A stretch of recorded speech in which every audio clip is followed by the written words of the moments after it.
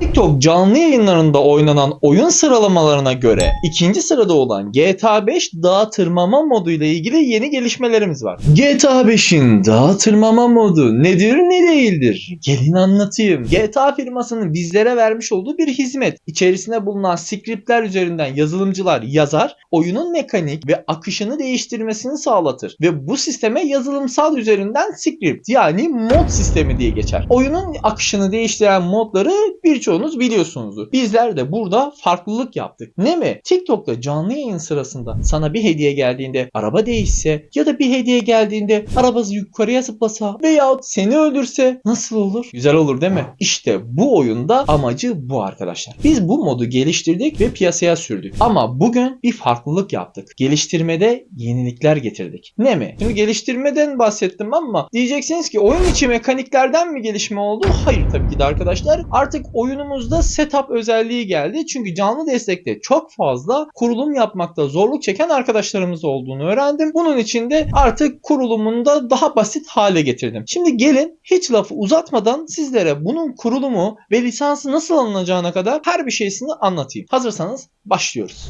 Selam canlar, ben Kubilay Can. Bugün sizlere GTA 5'in dağa tırmanma modunun lisansını nasıl alacağız, bilgisayarımıza nasıl kuracağız, hatta hediye geldikçe oyun içerisinde bulunan araba değiştirme özelliği olsun, arabanın patlaması veyahut karakterin ölmesi gibi bu özelliklerle nasıl aktif edecek, aksiyon yaratacak her bir şeysini bu videoda detaylı anlatmaktayım. Ama sizlerden ricam bu videoyu atlamadan, zıplamadan, değiştirmeden düz bir şekilde izlemenizi rica ediyorum. Ve çoğunuz bu sağımda görmüş olduğunuz yeşil yuvarlak butona basıp da canlı destek ekibimize ya biz bunu nasıl kuracağız gibisinde böyle saçma sapan sorulara girişmeyin. Neden arkadaşlar onu da söyleyeyim. Şimdi diyeceksiniz ki ya canlı destek değil. Arkadaşlar canlı destek ekibimiz hani olur da adam jeton almıştır, satın almıştır. Jetonu işlememiştir. Veyahut lisans almıştır, lisansı işlememiştir. Bunlara yardımcı olur. Zaten ben videoda her bir şeysi detaylı anlatıyorum. Hiç kurulumdan anlamayan insanların detaylı anlayacağı şekilde anlatıyorum. Sizlerden ricam da bunu atlamadan izlemeniz. Bu da canlı destek ekibimiz sürekli ya ben bunu kuramadım, şunu yapamadım, bunu yapamadım demeyin arkadaşlar. Bundan sonra da zaten yeni bir sisteme geçtik. Artık böyle manuel bir şekilde yükleme değil, direkt exe yani bir setup dosyası üzerinden kurulumu yapabiliyoruz. Arkadaşlar GTA 5 dağa tırmanma modunu jeton mantığıyla satın almanız lazım. Şimdi diyeceksiniz ki anlamadım. Bak anlatıyorum iyi dinle. avbulut.com sitesine ve önce uğruyoruz arkadaşlar. Şu an ekranda görmüş olduğunuz site avbulut.com. Şimdi bu siteye uğradığınızda hesabınızı oluşturun. Bir tane kayıt olu açın. Oradan hesabınızı oluşturun. Girişinizi yapın. Bazen takıla kalabiliyor. Kayıt olu 2 defa yapın arkadaşlar. Aynı eğer hesap varsa zaten kayıt olmuş demek. Eğer hesap yoksa kayıt olunmamış demektir. Tekrardan hesabınız zaten kayıt olur otomatik. Girişinizi yaptıktan sonra hemen yukarı tarafta bulunan hesabın bölümü var. Buraya tıkladığınızda aşağıda coin'i satın al. Bu ibareye tıklıyorsunuz, tamam mı? Sizi bir satın alma sayfasına yönlendirecek. Oradan 164 coin almanız lazım. Yani 164 jeton almanız lazım. Bak bende şu an 10.000 jeton var. Sizler de gidip coin'i satın alıyorsunuz. Aldıktan sonra yukarı tarafta bulunan TikTok yayıncı hizmetinin bölümüne geliyorsunuz. Aşağıda bulunan TikTok oyun modları ve GTA 5'in dağa tırmanma modu. Buradan zaten sizde 164 jeton olarak gözükecek. Ben satın aldığım için satın alındı olarak gözüküyor. Bir ayım doğduktan sonra orası tekrar 164 jeton olacak. İkinci defa satın alamazsınız. Ta ki süre bitene kadar. Süre bitince bir daha satın alabiliyorsunuz. Satın ala bastığımda diyor ki zaten satın aldınız. Beni hemen nereye yönlendirecek? Hesabım sayfasına yönlendirecek. Çünkü biz modları satın alan arkadaşlar için söylüyorum. Modları satın aldığın anda seni hemen burada hesabın bölümünde aşağıda satın aldığım modlar diye bir bölüm var.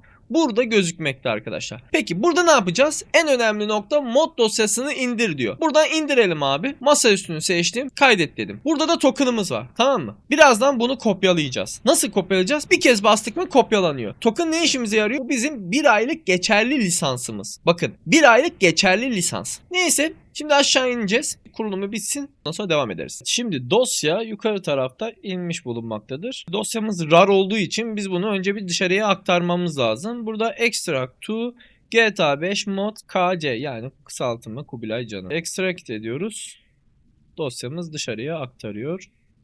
Biraz daha bekleyeceğiz. Bu arada bu yükleme aşamalarını hızlı hızlı geçiyorum. Evet, dosyamızın içini açıyoruz arkadaşlar. Burada 3 tane klasör, 3 tane dosya var. 2 tanesi exe olmak üzere, bir tanesi txt'te. Bu 3 tane dosyayı zaten ikisini siz biliyorsunuz. Bilmeyenleriniz varsa benim diğer bir tane daha GTA 5'in manuel yükleme var. Burada şimdi otomatik yükleme yapacağız. Bir de manuel yükleme vardır.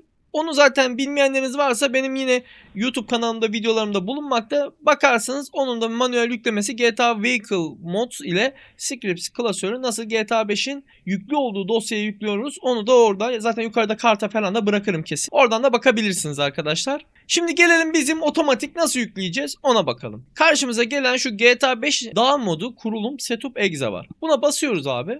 Böyle bir şey gelecek karşınıza. Ek bilgi diyorsunuz. Yine de çalıştır diyorsunuz. Bu güvenlikten dolayı arkadaşlar biz gene güvenli iş yapıyoruz. Sizlerin bilgisayarlarınıza herhangi bir zarar verme niyetimiz yok. Öyle bir niyet de olamaz zaten. Bizim buradaki amacımız keza beni zaten tanıyorsunuz. Böyle bir halkta yemem yani. Bizler amacımız burada hizmeti ne kadar daha da kolaylaştırabilirsek o kadar avantajdır. Onun için sizlere şu anda bu hizmeti daha da kolaylaştırmaya çalışıyoruz. Yükleme aşamasında birçok arkadaşım canlı desteğe biz yükleyemedik gibi böyle şikayetler aldığımızdan dolayı biz bu kurulum sihirbazını kurduk. Şimdi ben buradan kurulumu başlat dediğimde bize böyle bir uyarı geliyor. Bu uyarı aslında GTA 5 klasörü bulundu uyarısı. Tamam mı? Zaten bulunmasaydı önüne bir seçenek sunacaktı. Bir pencere gelecekti. Bu pencereden sen dosya yolunu artık bul, ona göre ekle. Onun için de burada adam bulmuş. Diyor ki e-diskin içinde Steam Library var. Onun içerisinde Steam Apps var. Common var. Ve GTA 5'in bulunduğu dosya var. Bu değil mi diyor. Bunu mu kullanmak istiyorsun? Evet, bunu kullanmak istiyorum. Hayır derseniz siz kendiniz bulmak zorunda kalacaksınız. Bakın şöyle yaptım. Bak buraya yönlendir. Siz kendiniz seçeceksiniz. GTA 5 nerede kuruluysa o dosyayı bulacaksınız. Bizim GTA 5 dosyamızı bulduğundan dolayı evet diyeceğiz. Evet dedim arkadaşlar. Diyor ki GTA 5 lisans kodunuzu giriniz. Bulamazsanız şimdiden uyarıyor. Birazdan sana lisans kodunu gir diye şey verecek. Input verecek, oraya yazacağız. Bekle. Diyor ki avbulut.com sitesine gidin. Satın aldığınız hesabınızla giriş yapın. Hesabım sayfasında satın aldığınız modlar görünür. Token'a basarak kopyalayın. Gelin yapalım. Nerede o? Evet burada. Hesabım bölümüne geldim. Hesabım bölümü, tamam mı? Aşağı indim. GTA 5 dağıtırmama mod dosyası indir dediğimin hemen altında token var. Bunu kopyaladım.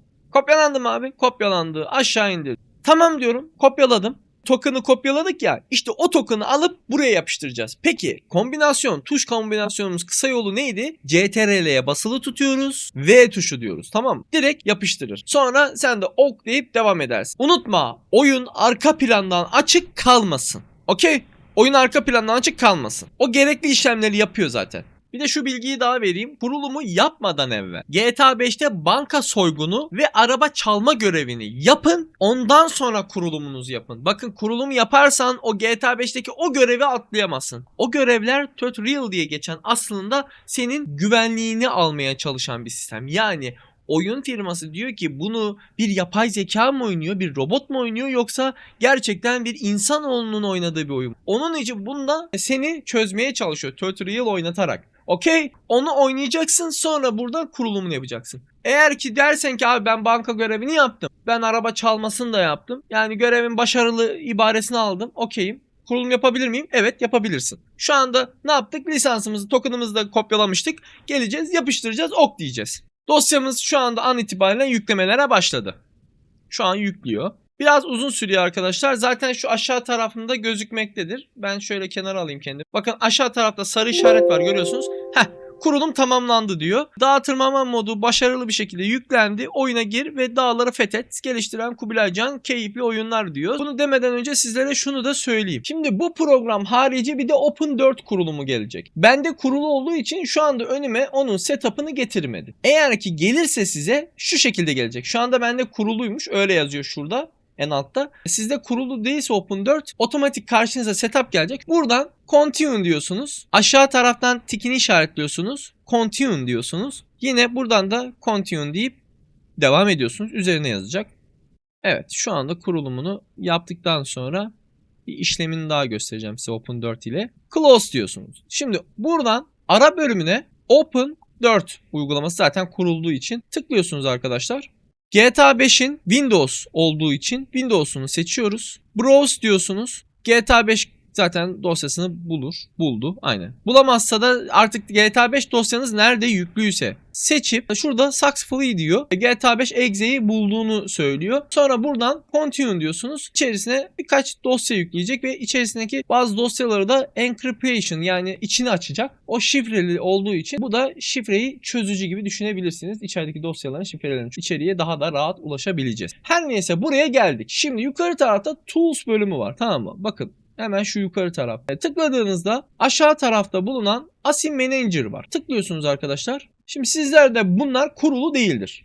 ASI Loader, Open4 ASI ve Open Camera. Bunların üçünü de install yapacaksınız. Yaptıktan sonra işleminiz burada bitiyor. Open4 ile herhangi bir işlem kalmayacak. Close diyor. Burayı da kapatıyorsun. Tamam. Kurulum bu kadar. Şimdi gelelim Tikfinity ayarlarına.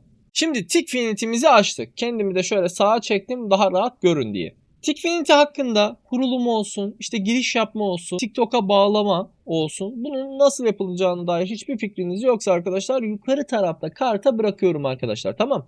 Oradan bakıp izleyebilirsiniz. Bu videoda sadece GTA 5'in kurulumu ve birbirlerine olan entegrasyonunu anlatmaktır. Bu Tikfinity'nin yeni bir güncellemesi geldi ve bu güncellemenin neticesinde bizler de yeni güncellemeye göre ayak uyduracağız. Biraz ikonlar değiştiğinden dolayı kafanız karışabilir ama karışması aslında hemen hemen aynı. Sol tarafta bulunan eylemler bölümü var ve eylemler bölümüne tıkladığınızda karşımıza bu şekilde ve eylem ve etkinlikler var. Okey. Burada yeni bir eylem oluşturacağım. Ama eylem oluşturmadan önce GTA 5 dağa tırmanma modunda hangi özellikler var ve hangi tuşa basınca çalışıyor ona bakacağız. avbulut.com sitesine geliyorsunuz tekrardan. Girişinizi yaptıktan sonra TikTok yayıncı hizmetine girin. Oyun modları GTA 5'e tıklayın. Hemen aşağı tarafta özellikler var. T tuşu aracı değiştirmeymiş. U tuşu aracı patlatmaymış. N tuşu aracı çağırmaymış. L tuşu lastik patlatmaymış. O tuşu silahlı NPC çağırma. Y tuşu oyuncuyu kendini öldürtmesi, I tuşu da aracı silmesi, G tuşu polisi devre dışı bırakması, H tuşu polisi aktif etmesi, K tuşu önüne engel. Genellikle bu engeller bariyer oluyor, duba oluyor, bir de böyle kutu gibi olan paletli ürün oluyor. J tuşu da aracı zıplatıyor. Ş tuşu teleport oluyor. Başlangıç noktaya teleport oluyorsun. Başka da bir şey yok zaten. Bu mod normalde 2.0 ya da 2.1 olması gerekiyor. Ben ona bakacağım. Güncellemesini yapacağım zaten arkadaşlar. Yeni bir güncelleme daha gelecek ama şimdi değil. O biraz zaman var. Bazı arkadaşlarımız canlı desteğe yazmışlar. Bana haber geldi. Dedi ki abi NPC'ler bizi öldürsün. NPC'lerin öldürülmesinin de talebinde bulunmuş. Tamam kardeşim ben de o talebini dinleyerek NPC öldürme özelliğini getireceğim. Tamam. Ama şimdi değil, hemen olamaz çünkü bizde bir sürü program var, bir sürüne yetişmeye çalışıyorum. ABB Finity olsun, işte GTA 5 olsun, Minecraft olsun, quiz oyunu olsun. Daha Avbulut'un kendi Finity aracını yaratıyorum, bir de o var yani. Onun için hepsine yetişmeye çalışınca sıkıntı oluyor. Tek başıma yürütmeye çalışıyorum bu işleri. Bu modlarımızın özelliklerinin tuş atamalarını öğrendiğimize göre şöyle kenara alıyorum. Sol tarafta da Tikfinity var. Yeni bir eylem oluşturacağım. Sağ tarafta ne yazıyor abi? T tuşu. Neymiş? Araba değiştirme. Buraya araç değiştirme diyorum. Bu aşağıda bulunan sesi çal kutucuğunu işaretliyorum. Open Sound Library diyorum. İçeride yüklü olan seslerden herhangi birini seçiyorum. Yani şimdilik seçeyim. Seçtim. Apple'ı dedim. Seçtim. Artık bundan sonra o ses çalışacak. Sonra şöyle bir baktığımda neler var? Tuşları simüle et var. Buna tıklıyorum. Tuş vuruşunu simüle et diyorum. Hangi tuşmuş arkadaşlar? T tuşu. Burada büyük harfle T yazıyorum. Burada aşağıdaki Enable Game yazan var ya. Requires Autolite Installer yazan. Burayı tikini işaretliyorsunuz. Bu Tikfinity desktop'ta yüklü olacak. Web üzerinde çalıştırmayın. Bilgisayar üzerinde çalıştırın. Çünkü Autolite diye bir program yüklettirecek size. Ona yüklemek zorundasınız. Yüklemezseniz kesinlikle çalışmaz. Autolite'i kesinlikle yükleyin. Neyde çalışmaz söyleyeyim mi? Autolite aslında senin bu tuş ataman var ya. Hediye geldikçe tuşa basacak sistem. Otomatik bir şekilde oyunu etkileyecek. Ama bu yüklü değil. Tuşa basacak bir sistemi yok. Okey. Burada bir sıkıntımız yok diye düşünüyorum. Burada 100 milisaniye diyoruz. Save diyoruz. Aşağı iniyoruz arkadaşlar. Burada görüntüleme süresi. Yani müziğin yani bu eylemin kaç saniye çalışsın. Burası 10 saniye çok. Burayı ben genellikle 2 veya 3 bırakıyorum. Müziğin sesine göre yani yukarıdaki sesin süresine göre hareket ediyorum. Ben 3 saniye diyorum. Devam ediyorum. Burada Scream 1 seçiyorum. Aşağıda da hediye kombinasyonlarıyla olayı var. Bu da şu demek arkadaşlar. Kombolu bir hediye gelir. Kombolu bir şekilde çalışacak. Kombolu hediye gelip bunu işaretlemezsen Tek bir kez çalışır. Bunu işaretliyorsun dostum. Aşağı iniyorsun, kaydet diyorsun. Burayı anladınız değil mi? İkinci eylemimizi oluşturuyoruz. Burada da ne olsun? Aracı patlatma. Aşağı iniyorum, sesi çalı işaretliyorum. Rastgele bir tane ses seçiyorum. Sesimizi seçtik. Aşağıda yine tuş vuruşlarını simüle et geliyor. Hangi tuşmuş? Bakın burada yazıyor. U tuşu. Geliyoruz buraya büyük harflerle U tuşunu yazıyoruz. İşaretliyoruz. 100 milisaniye diyoruz. Sev diyoruz. Aşağı iniyoruz. Bir tık daha fazlaydı sanki. Biz gene kısa keselim. Çünkü sonuçta bir patlatma arda arda patlatma olmaz çünkü. Bir kez patlatma oluyor. Şimdi ne yapıyoruz arkadaşlar? Çünkü araç sonuçta yenilendiği takdirde yeniden patlar. Burada da hadi buna da 3 diyelim. Sıkıntı olmaz. Şimdi gelelim şu kaplama ekran bölümü var ya. Bakın burayı iyi dinleyin. Burada bana bir tane dengesiz bir arkadaş denk geldi. Arkadaş ısrarla diyor ki abi ben birkaç tane eylem oluşturdum. Screen 1'de bırakmak istiyorum. Ya ben niye Screen 2, Screen 3, Screen 4 ayırıyorum? Anlatıyorum, iyi dinleyin. Bunu ayırmazsanız olacak şey şu. Araç değiştirme çalışır. Adam hediye atar o kadar. Araç patlatma çalışmaz. Kim bilir hangi zamanda çalışacak. Anca onların bitmesini mi bekleyecek de çalışacak? Sıralamaya koyuyor siz. Belki de bug'a girip çalıştırmayacak. Yani onun için adam attığı hediyeden dolayı sıkıntı yaşayacak. Yani senin bunu ayırman gerekiyor. Bunu da ayır, onu da ayır. İkisi de eş zamanlı çalışsın. Bazı o arkadaşlar bana sürekli bu muhabbet ediyor. Abi çok biliyorsan geç kendin yap. Bana sormana gerek yok yani. Ya da canlı destek ekibimize de sormanıza gerek yok. Gerçekten çok saçma bir muhabbet yapıyor. Çok bilen arkadaşlar buyursun kendisi yapsın. Bir günlük yerime geçin, tamam mı? Vallahi billahi deliriz. Azerbaycanlılarla ayrı uğraşıyorum, Türklerle ayrı uğraşıyorum. Azerbaycanlılar diyor ki pulsuz olmaz mı diyor. Türkler de abi niye biz screen'ları ayırıyoruz? Birleştirsek olmaz mı? Lan oğlum biz keyfe keder mi yapıyoruz birleştirmeleri ya da ayrılmalarımızı? Biz bir sebebi var da ayırıyorum. Birileri yapıyor diye onların launcher sistemi farklı. Tikfinity değil ki. Şu bilgiyi de vereyim arkadaşlar. Yeni bir Avbulut Finity geliştiriyoruz. Tikfinity gibi. Ama böyle uygulama Autolite falan indirmenize bile gerek yok. Python'la biz geliştiriyoruz bu sistemi. Şu anda Siri'si çalışıyor. Hediye gelince de çalışıyor ama bir tık farklı çalışıyor. Onları düzelteceğiz. Sesleri de ayarladık. Buradaki sistem gibi olacak. 3 tane kullanacaksın. 3'ten sonrasını artık ücretliye tabi tutturacağız. Haberiniz olsun. Onda yakında haberi gelir. Evet, hediye kombinasyonlarının aynı. Bunda da işaretliyoruz. Devam ediyoruz. Kaydet diyoruz. Burayı anladınız değil mi arkadaşlar? Bir tane daha yeni eylem oluşturursan Screen 3 olacak bu sefer. Tamam. Yeni etkinlik oluşturuyorum. Kimle oluşturacağım? Herkese. Takipçi ediyorsan takipçiyi seç. Abone ediyorsan aboneyi seç. Moderatör ediyorsan moderatöre seç. Sıkıntı yok. Ama ben herkese istiyorum. Olay neyi tetiklettirecek? Ya abi ben belirli bir hediye var. Onu istiyorum. Neymiş o hediye? Bana gül atsın abi. Tamam. Tüm bu eylemleri Hangi eylemler biliyor musun abi? Şu araç değiştirme var ya, onu istiyorum. Bak yukarıdaki araç değiştirmeyi aşağı çektim, gördün mü? Kaydediyorum. Bitti. Araç değiştirme eylemi gül gelince tetiklenir. Bir daha yeniden etkinlik oluşturuyorum. Herkes diyorum. Yine abi belirli bir hediye diyorum. Abi bu hediye de şey olsun diyorum ya. Kalp var mı? Kalp olsun. Kalp daha işimize yarar abi diyor. Varmış. Şuradan kalbi seçiyoruz. Aşağıdan da araç patlatmayı seçiyoruz. Kaydediyoruz. Kalp atınca araç patlatma eylemi çalışacak. Gül atınca araç değiştirmeye çalışacak. Bu kadar basit. Anladınız mı oğlum? Burada da bir sıkıntı var mı? Yok. Burayla işimiz bitti. Avbulut'u aşağı indiriyoruz. TikTok Live Studio'ya nasıl URL'yi ekliyoruz onu göstereceğim. TikTok Live Studio'muzu açtık. Arka tarafta Tikfinity'miz de var. Tikfinity'mizde biliyorsunuz ki Screen 1 ve Screen 2 olarak 2 tane eylem oluşturmuştuk. Aşağı indiğimizde Screen 1 eylemimizin, bakın burada Screen 1 yazıyor. Hemen yanında URL var, yani bağlantı linki var. Bir kez bastığınızda kopyalar. TikTok Live Studio penceremize geldiğimizde artı tuşuna basıyoruz. Karşımıza gelen ekranda bağlantı seçeneğini seçtikten sonra ekle diyoruz. O kopyaladığımız yine CTRL V tuşuna basarak buraya ekliyoruz. Kaynağı ekle dediğimizde arkadaşlar bundan sonra artık buraya geliyor. Tamam. İstediğiniz yere götürün. Eğer görüntülü bir aksiyon yoksa kenara koyun. Karışmayın. Küçültün hatta bunu böyle. Çok rahatsız etmez. Ama eğer görüntülü bir şey varsa, böyle animasyon oynuyorsa ya da hediye atan kişinin ismi falan belliyse bunu biraz büyütün. Nerede gözükmesini istiyorsanız onu ona göre ayarlayın. Tamam. Şimdi bakın ready oldu. Gördünüz mü sağ tarafta? Çünkü ekledim TikTok Live Studio'ya. Onayladı. Dedik evet, TikTok Live Studio'ya eklenmiş. Gördüm diyor. 2'yi de aynı şekilde böyle bir kez bastığında kopyalandı. Yine artı tuşuna basıyoruz. Yine bağlantı ekledim. Kaynağı ekle diyorum. O da şimdi ready olacak. Oldu. Gördünüz mü? Onu da istediğiniz yere götürebilirsiniz. Bağlantı 1, bağlantı 2 olarak ayarlanmış oldu. Hemen kafamın üzerinde bulunan GTA 5 dağ modunun hangi tuşların ne işe yaradığına dair bir rehber kılavuzu. Kılavuzu nereden bulacağız diye sormayın, zaten anlatmıştım ama anlamayanlar varsa da şöyle anlatayım. Avbulut.com sitesine uğruyorsunuz. TikTok yayıncı hizmetinden oyun modlarına giriyorsunuz. Oyun modlardan da GTA 5'in sadece resmin üzerine tıkladığınızda sizi bir sayfaya yönlendirecek. GTA 5 sayfası. Onun aşağısında açıklaması var zaten. Oradan bakabilirsiniz. Olmadı bu videoda size biraz rehber olmuş olur. Şimdi gelin bakalım hangi tuş ne işe yarıyor. Öncelikle N tuşu arabayı çağırma. Eğer böyle ayaktaysanız T tuşu hiçbir işe yaramaz. Çünkü arabanız yok. Arabanız olmadığı müddetçe yeni bir araba vermez. Onun için yeni bir araba almak istiyorsanız N tuşudur arkadaşlar. Şu anda N tuşuyla arabamızı aldık.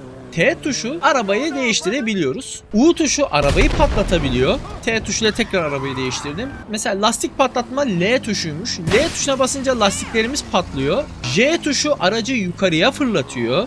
Mesela O tuşumuz var. O tuşuyla da NPC'ler geliyor silahlı. Tabi bunlar ilerleyen vakitte sizlere öldürme özelliğini getireceğim. Çünkü çok fazla bu konuyla ilgili şikayet almaya başladım. Niye NPC'ler bizi öldürmüyor diye. Bunu da halledeceğiz inşallah.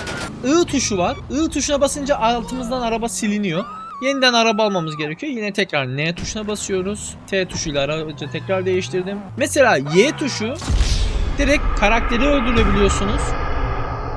K tuşuna bastığımızda karşımıza bize ya duba ya böyle paletli bir kutu gönderebilir. Mesela tekrar gönderdi. Mesela bariyer gönderdi. Bariyer, kutu,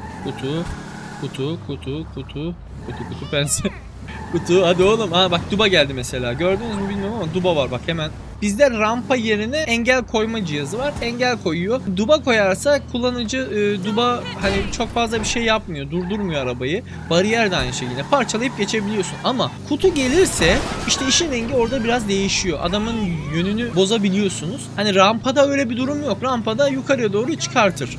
Biz rampa olayına girişmedik. Hem bilgisayarın yükünü azaltmak için, çünkü TikTok Live Studio çok fazla bilgisayarın CPU ve GPU'sunu yediğinden dolayı bilgisayarda yük oluşturuyor. Yükünü arttırmamak babında hem oyundaki o yükü azalt hem de bir bakımdan TikTok Live Studio'da akıcı bir şekilde oynamanızı sağlattım. Hızlı bir şekilde aksiyona girebilsin diye. Polisi aktif etmek için H tuşuna basınca polis aktif. Tamam mı? Suç işlerseniz geliyor. Mesela ben vurdum, yine vurdum.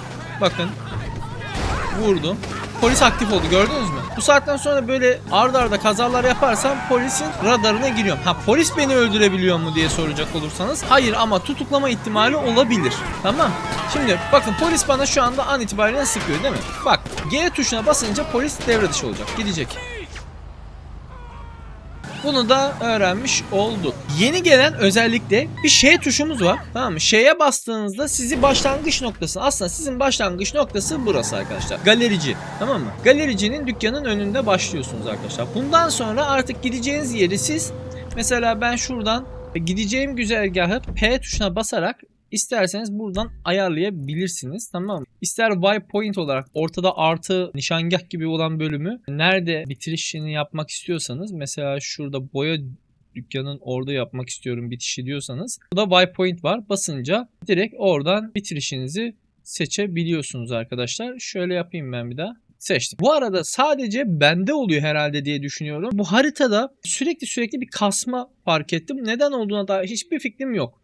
İnşallah bende oluyordur. Hani sizde olmaz. Olursa da onun için bir araştırma yaparım. Ama şu anda herhangi bir çalışmamız yok bununla ilgili. Ama oyunumuz da akıcıdır. Sadece harita bölümünde biraz kasma yapıyor. O neden olduğunu dediğim gibi bakacağım, araştıracağım. Bu GTA 5'in dağ tırmanma modu 164 jetona satın alabiliyorsunuz 1 aylık.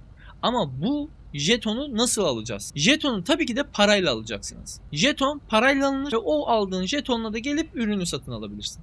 Tamam. Şimdi jetonun fiyatı ne kadar? 164 jetonun ederi 328 TL. 1 aylık bedelin 328 TL'dir. Tamam. İsteyen öyle alır, isteyen böyle yüksek miktarlardan alır. Hediye görsellerini de falan ayarlamak isterlerse eğer. Onunla ilgili de yukarı tarafta karta bırakıyorum. Nasıl hediye etiketleri koyacağızla ilgili. Onu da bakıp ekleyebilir. O da aynı şekilde paralıdır. Bilginiz olsun. Şimdi diyeceksiniz ki her şeyi paralı yaptım. Bu çok para, o çok para gibi düşünmeyin. Sonuçta burada benim sunucumu kullanıyorsun. Sen ciddi bir para kazanıyorsun. Ve bu ciddi paradan da kusura bakmayın, ben enayi değilim. Ben sunucuya para öderken senin para kazanmanı izleyemem yani. Ben de burada bir şeyler kazanmam gerek. Bir de şu konuya değinmek istiyorum arkadaşlar. GTA 5'in dağa tırmanma modunu satın alıp beğenmeyen birçok arkadaşımıza denk geldim. Oyunu beğenmedim, başkasının modunu almak istiyorum gibisinden. Abi alabilirsin ama bana kalkıp başkasının modunu alıp da yok benim modu almışsın zaten, benden geri iadesi alamazsın dostum. Neden alamazsın? Onun da bir açıklamasını yapayım. 1. Bu oyun modun bende olduğunu nereden duydun? YouTube kanalında değil mi? Çünkü ben sonuçta burada bir videosunu çekiyorum ki insanlar mekaniğini, TikTok'a nasıl bağlanacağına kadar her bir şeysini detaylı. Affedersiniz, kusura bakmayın ama burada hiç bilmeyen, bilgisayara affedersin parmağını dokunmamış kişilere ben onların anlayacağı dilden anlatmaya çalışıyorum. Ve sen kalkıp hala anlamıyorsan bu benim sorunum değil. Bu senin sorunun. Tamam. Burada oyunun modunu adam daha videomu izlemeden almış.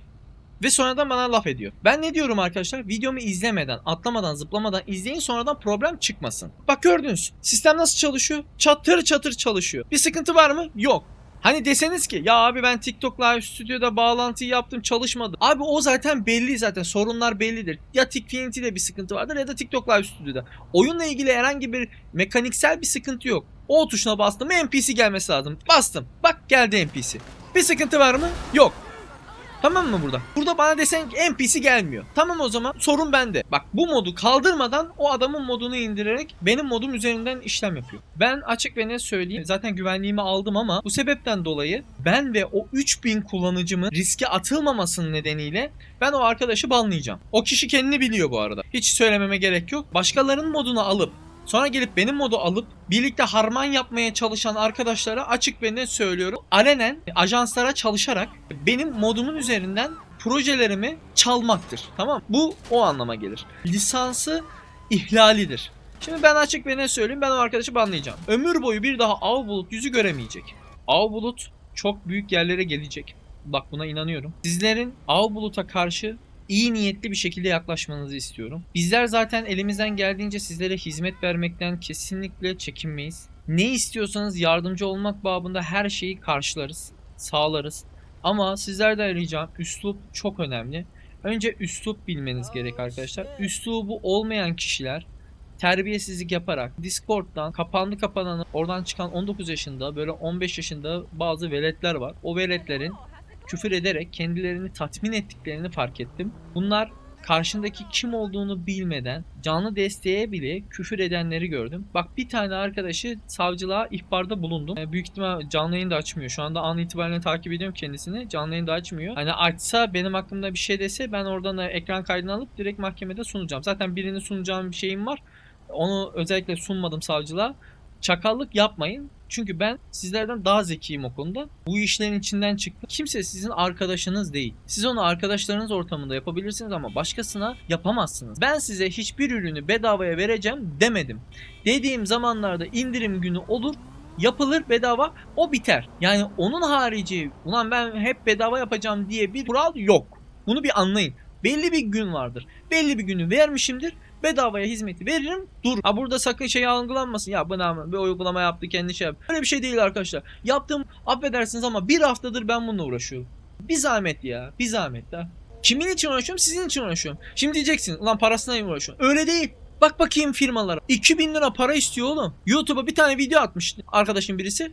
2000 lira para istiyor. Dalga geçiyor ya. 2000 lira ne demek oğlum? Ben istediğim 328 TL mi battı? İndirimin alası oğlum bu. Daha ne istiyorum? Bir aylık ücret. O adam da bir aylık veriyor zaten. Sistem bu kadar basit arkadaşlar. Yeni eklememi istediğiniz özellik varsa yorumlarda yazın. Bir sıkıntınız olursa da dediğim gibi canlı desteğe durumu bildirin. Canlı destek yardımcı olursa olur. Olamazsa da bana yönlendirir. Ben gene bir teknik ekibimizden birilerine yönlendiririm. Canlı bir şekilde yardımcı olurlar. Ama bu videoyu izlemeden direkt gelip de yok ben yapamadım falan filan ayağa güderek bu hareketlere girişirseniz olmaz arkadaşlar. Çakallığa girişmeyelim, tamam. Bu çok basit, her şeyin detaylı anlattım. Lütfen siz sizlerden ricam. Mekanik bu şekilde çalışmakta. Bir videonun daha sonuna geldik. Umarım video hoşuna gitmiştir. Kanala abone olmaya, videoya da like atmaya, kafanda da soru işareti varsa yorumlarda belirtmeyi unutma. Bu arada bu yapacağınız işlemler kesinlikle benim çok işime yarıyor. Çünkü YouTube benden bunu istiyor. Ben de sizlerden bunu istemek zorundayım. Bir sonraki videoda görüşmek üzere. Hoşçakalın, mutlu kalın, dostça kalın. Bay bay. Ne diyoruz? Ben senin yazılımcınım. Ekran karşısında her gün yeni plan, kodlar akar dijitalde her insan. Yazılım bilgisi teknolojiyle dolu, her videoda öğren eğlen solu solu. TikTok'ta trend, yenle gülüş, challenge patlar kahkaha yükseliş. Tepki videoları, anlık şaşkınlık, eğlenceli içerik.